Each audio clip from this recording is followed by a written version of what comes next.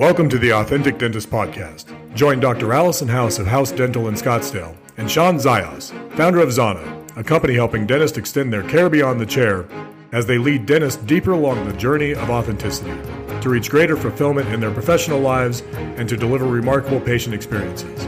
At the core of the Authentic Dentist is a belief that the answer to the current challenges in dentistry is dentists discovering that their greatest asset and point of differentiation is their personal brand, and that forming that brand out of their authentic selves is the best strategy for success in dentistry today.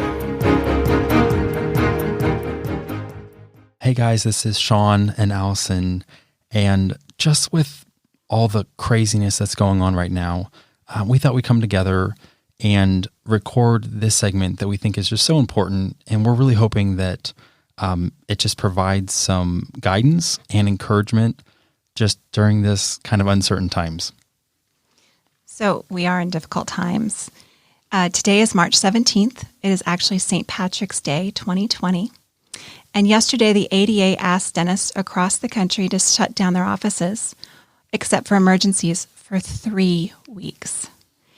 And I can tell you I'm scared. I'm really scared. I've never even taken a 2-week vacation. This is a big deal. And you're not alone. Like, what we hear is that a lot of people are scared, and not just dentists, but what we're hearing from dental professionals is there's just uncertainty. Like we've never been at this crossroad before. We have never been here before. And as I said that, I've never taken a 2-week vacation. It seems like time is something that I never have, and all of a sudden it's been given to me. And so I really need to reframe this and look at it as a gift of time. So I think we're going to talk about that in another podcast, about the mindset and how are we going to utilize our 3 weeks so that we grow and we're better when we come back. Absolutely. So we're excited. That'll be our next episode. But in this episode, we have something special for you. So my dear friend, Denise Blommel, is a labor attorney here in Phoenix. And I think that there are a lot of questions about labor law and what we can do with employment. And so she has been so gracious to give us our time today and answer some questions. Welcome, Denise. Well, thank you so much, Shawn and Allison. It's great to be with you today on your podcast. So, Denise, we're just going to jump right in, except would you tell the audience just a little bit about yourself? Sure. I'm a labor and employment attorney. I limit my practice to that. My office is at Shea and Scottsdale Roads, and I represent both employers and employees. I have the great honor of representing several of your members of the American Dental Association, and have done a lot of work with smaller businesses dealing with all kinds of employment issues. Allison and I know each other from serving together on the Girl Scout board, and I am marking my 20th year of being on the Girl Scout board. That is wonderful. We had a really good time on that board. So, Denise, I think there's a possibility that dentists are not going to be able to pay their team the full salary for 3 weeks. And so there's a lot of questions about how are they going to address that. And so I guess the first thing people are asking is, what are we liable for if we totally close our offices? Well, I think the first thing we need to look at is whether or not relief is coming from other sources. I mean, obviously, employees who have earned paid sick time can use it if they themselves are ill or if their children have been excluded from school due to the quarantine. If the employees have other types of paid time off, such as vacation or PTO, they can use that. But we also need to keep our eyes on this bill that has passed the U.S. House of Representatives. It is going to the Senate, and that would provide emergency paid sick time up to 80 hours of emergency time due to the coronavirus, the novel coronavirus, COVID-19. So that's one thing. But I think the other thing we need to look at is how are we paying people anyway? So if we have, for example, a salaried exempt employee and like a dental hygienist, and we say, oh, well, you cannot work for 3 weeks.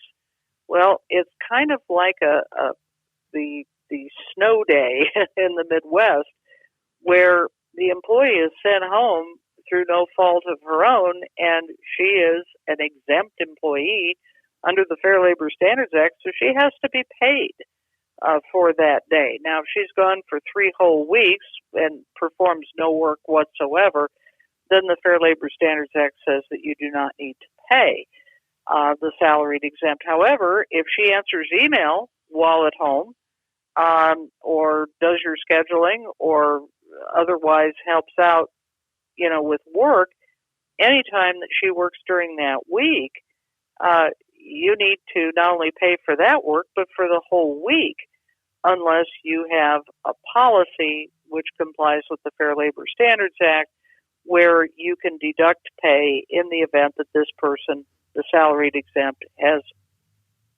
exhausted her earned paid sick time and PTO. Now, for salaried non-exempts, things get dicier. And this is where I think a lot of dental offices and other small businesses don't understand. They say, oh, well, I've got an admin, I'm going to put her on a salary. Well, this person is a non-exempt employee under Fair Labor Standards. She should be paid by the hour, but, we'll pay her a salary. Well, the problem is that you can't dock her pay, and that is a big concern. So I think that even before we start figuring out, how are we going to pay people for the 3 weeks that we're going to be off, how have we been paying people in the past, and are we doing it correctly? Okay. So obviously we're not going to be able to fix that today if we've been paying them incorrectly, right? Right. Okay. Right. So let's start with if I had an hourly employee. Let's say I had my hygienist as an hourly employee. What if, and she doesn't work for the entire 3 weeks? Do I owe her pay? No, not as we're sitting here right now, unless she has earned paid sick time she could use or other paid time off she could use. But again, today's March 17. We don't know what the Senate is going to do with that bill coming out of the House of Representatives in Congress, because that bill provides that employers of less than 500, which I dare say is probably all of our dentists listening out there. Yep. Yes. We have less than 500 employees, right? Yes. Yeah. So employers of less than 500 are all going to have to give this emergency paid sick time.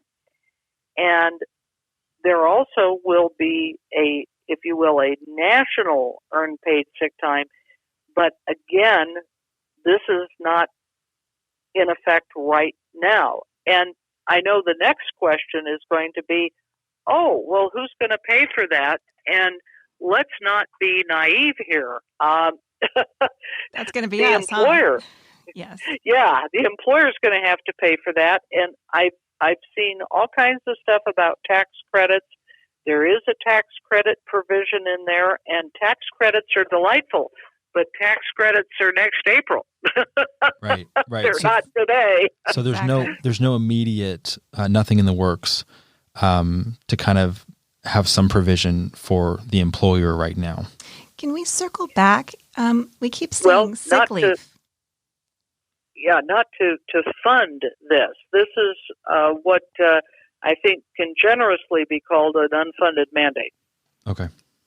So you had said that this was sick time. Our employees aren't sick. Does this? No, the employee is not sick. However, the kids are home from school because the school has been closed due to quarantine. And that makes the difference, and that is eligible for earned paid sick time. The employee is eligible for earned paid sick time under Arizona law. That's our Proposition 206 that was passed back in 2016 became law on July 1st, 2017. Okay. The Fair Wages and Healthy Families Act. There we go. Okay. So we'll have the employee take 3 days. It's 3 days in Arizona, isn't it? Of paid sick time. It's 24 hours for employers of 14 or less, 40 hours for employers of 15 or more. Okay. Some of us have offices where people accrue paid time off.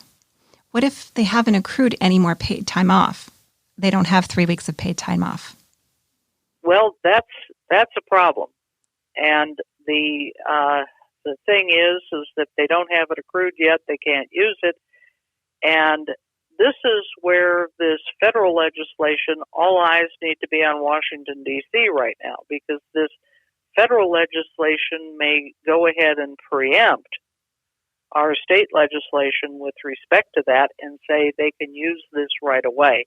As a matter of fact, I believe some of the language says they can use it right away. They don't have to accrue it. So some of our young dentists have $500,000 of student debt, and then they owe $1 million on their practice. And so they just don't know where they're going to get the money to pay an employee. Is it possible that they could lay people off? Yes. However, they might like to consider something called shared work. Ooh, what is that? Now, okay, this is something that the Department of Economic Security here in Arizona has, and this is where the employee's normal weekly hours are reduced by at least 10%, but no more than 40%. The employee would file the claim for unemployment compensation, but continue working for the dentist part-time and get part of the time get unemployment and part of the time work. Now, the interesting thing here is that this federal legislation, proposed federal legislation, should say, provides for monies to go from the federal government to the states for boosting unemployment compensation. So this shared work concept might be really good. Now, DES has an interesting portion on their website which talks about advantages and disadvantages to shared work, but probably the biggest advantage to shared work is that you get to keep your employee who you've already trained. And they're part-time, but the thing is they get to make up the rest with unemployment. So I really think that makes sense. Now, the thing is that layoffs might happen. Another term that I think we're going to get used to here soon is called furlough. And a furlough happens when the employee is let go on a certain date, but will return on a date certain in the future. And we're familiar, I think, with furloughs at the federal government, where we go through that brinksmanship every year of, the government's going to shut down, that type of thing. And the federal employees have to go on furlough until their agencies are funded. So we may be seeing layoffs, we may be seeing furloughs and all that. So unemployment compensation is there to basically be a safety net. Now, Denise, is that something that applies to all 50 states? Or if there's dentists in other states right now, where should they go to see if that's something in their state? Well, you go to whoever is the economic security agency in your state. I saw some things about California, where California already has eliminated the 1 week waiting period to collect unemployment compensation in California. And so just go into Google and put in unemployment compensation and your state, and the agency should pop right up. We have here in Arizona, we have a a really nice employer handbook about how taxes work and unemployment Oh, wow. benefits work. Thank you, Denise. I appreciate that.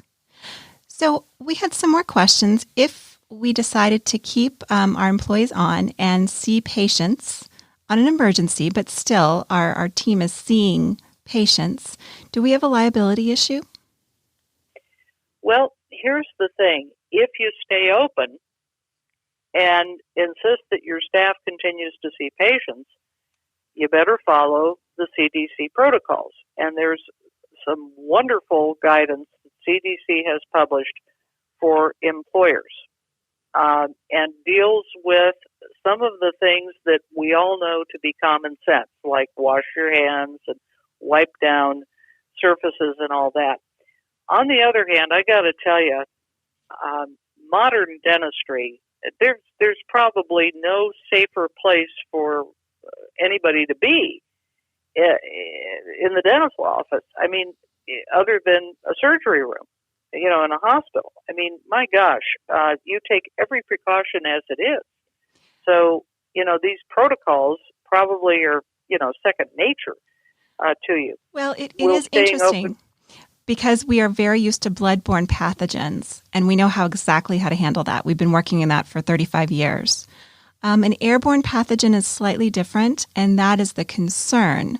But you're right. I mean, if there's any experts in the world, it would be dentists. We deal with this every single day.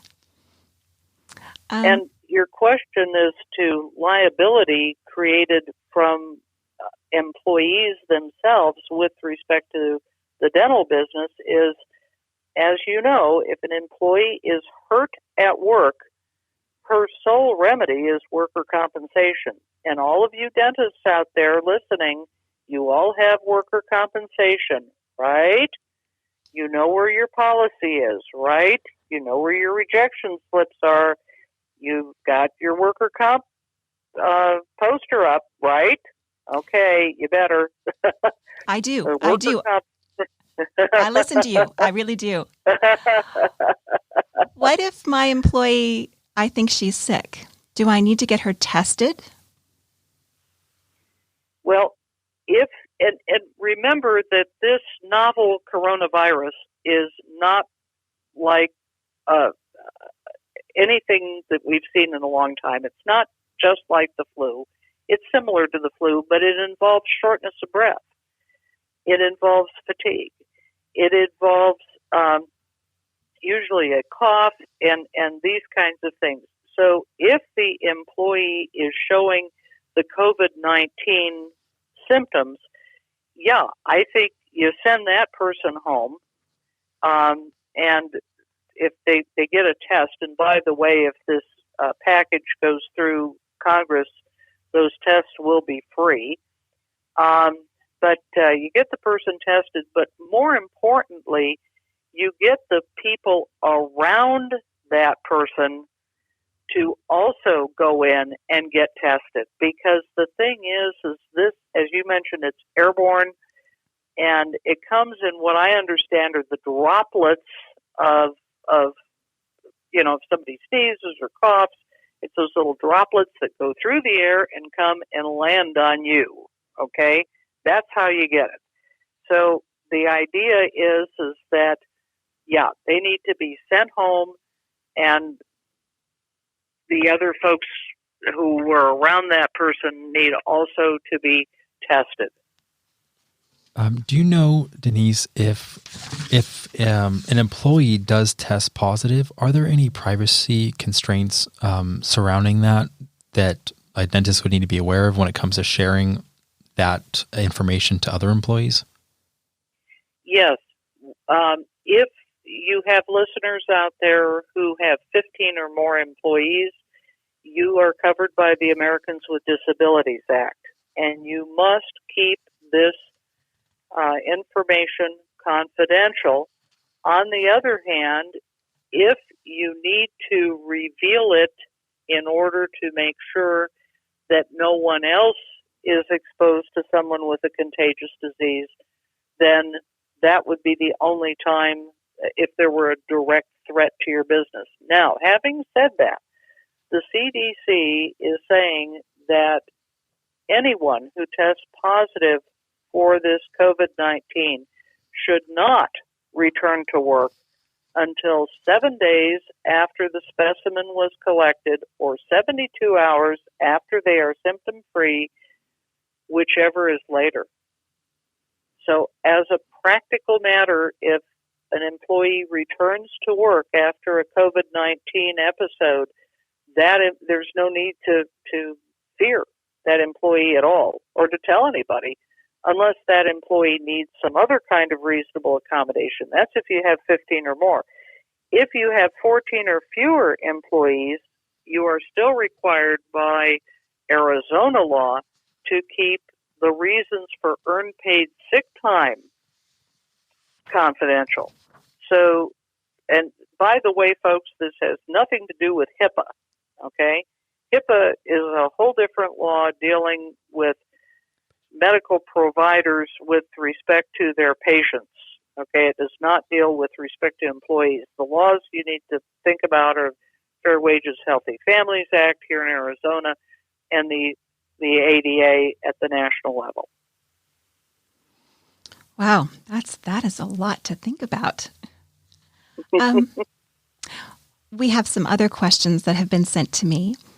There are some dentists that are wondering if their hygienist comes in and answers phones because they cannot treat patients for 3 weeks, can they pay them a different amount? Not their normal salary or hourly wage. This is different, a really tough question because, it's not the hygienist's primary duty to answer the phone.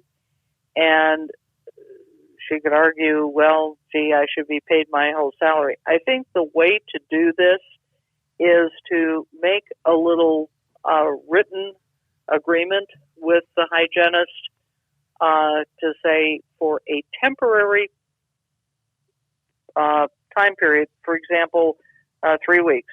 For 3 weeks, I'm going to pay you X dollars an hour and not pay your regular salary, and you're only going to do this work for this amount of time.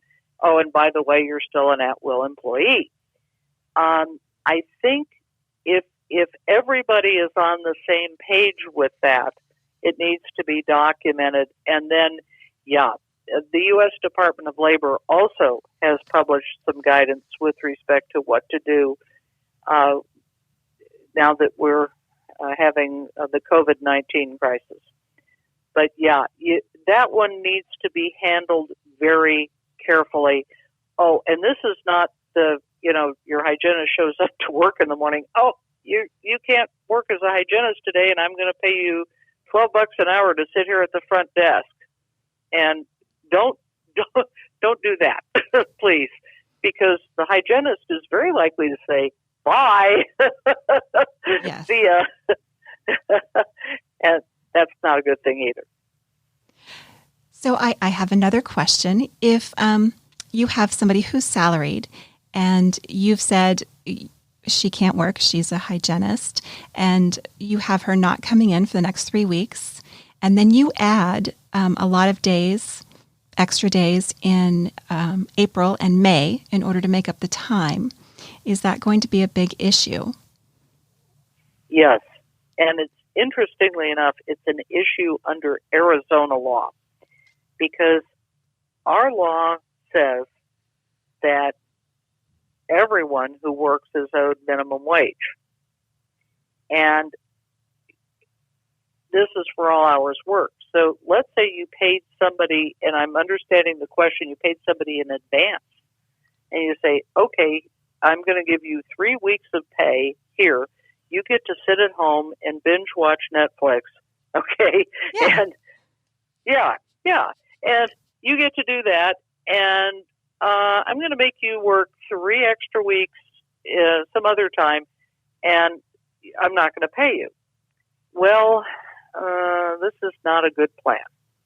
This is not a good plan because the thing is when that person is working, in July for the 3 weeks, they're going to need to be paid because they're working. And so I think this swapping back and forth is going to be, again, unless there is an agreement, and I really don't know if our state labor department is going to be able to enforce that agreement. Because don't forget, you can have all kinds of verbal agreements with folks. Oh, yeah, we're having a crisis, and this is the way we're going to do things. And then you do it that way, and, well, you never told me that this is how we were going to do it, and I'm going to file a complaint. And believe you me, nobody complains about being paid too much. They only complain if they're paid too little. Yes. I guess I'm thinking it from the standpoint of my husband, the attorney. If his associates don't work for the next 3 weeks and then they bill that time over the year because they're salaried, it doesn't seem to affect them. So I guess I was thinking a hygienist would be the same. So there's a big difference between, if I may, there's a big difference between a hygienist and an attorney, okay? Yes. And let me tell you what that is. Okay. An attorney, a teacher, and a clergyman, okay, or clergywoman, do not have a salary basis in the Fair Labor Standards Act. In other words, you can work an associate 24/7, okay, and not have a salary basis. Yeah, and they do. And I tease my law firm colleagues all the time about this, saying, we do have minimum wage in Arizona. It is $12 an hour.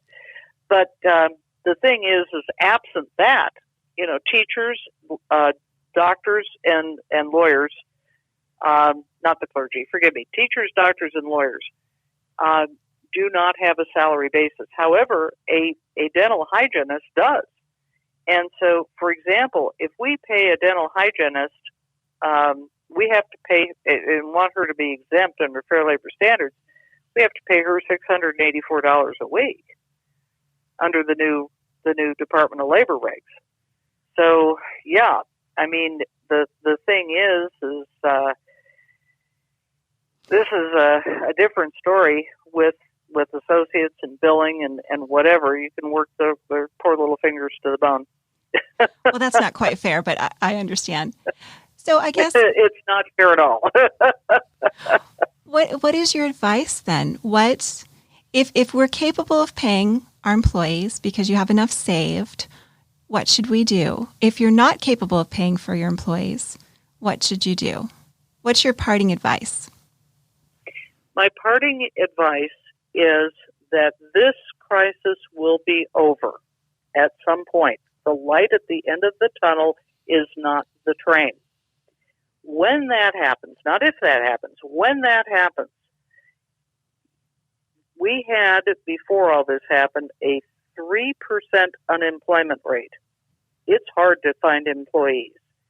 And my feeling is it's much better to hang on to the employees you have by giving them either paid time off or at least job-protected time off to go ahead and keep them so that you don't have to scramble when this is all done, because everybody in the world is going to want to come see their dentist when this is done, right? Well, we hope that. We hope that's true. And I think that Shawn and I often talk about how valuable team is and how important it is to take care of them.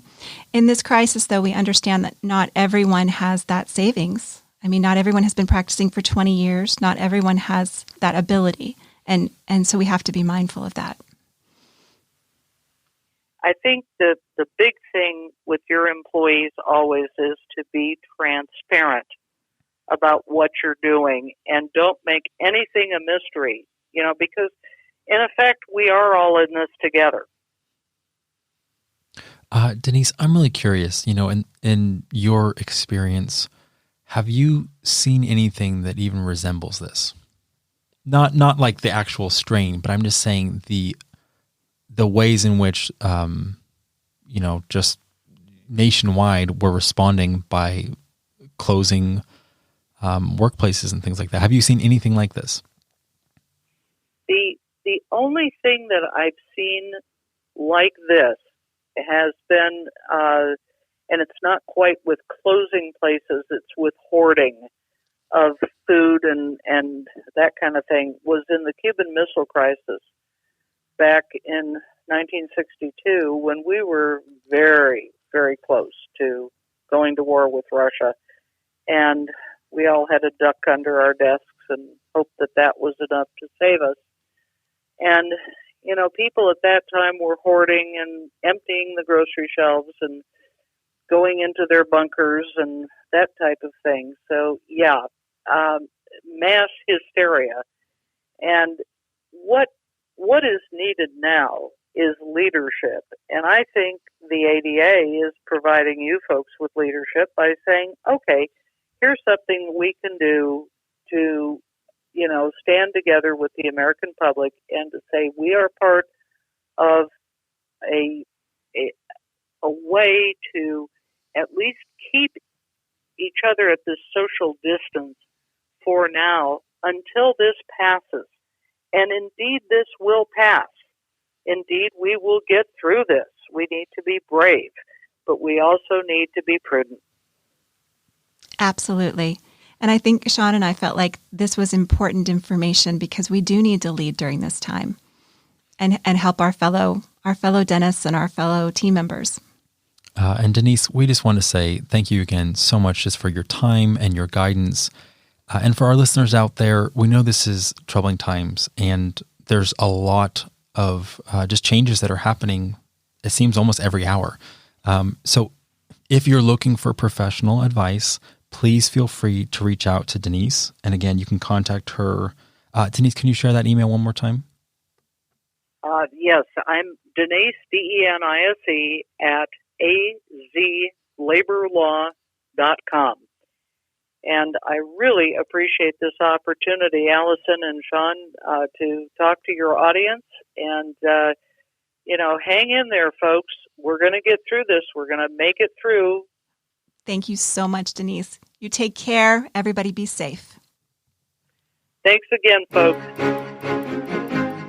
Thank you for listening to the Authentic Dentist Podcast. To join Allison and Shawn on this journey, hit the subscribe button to never miss an episode. Here's to your success. Express yourself fully. Live authentic.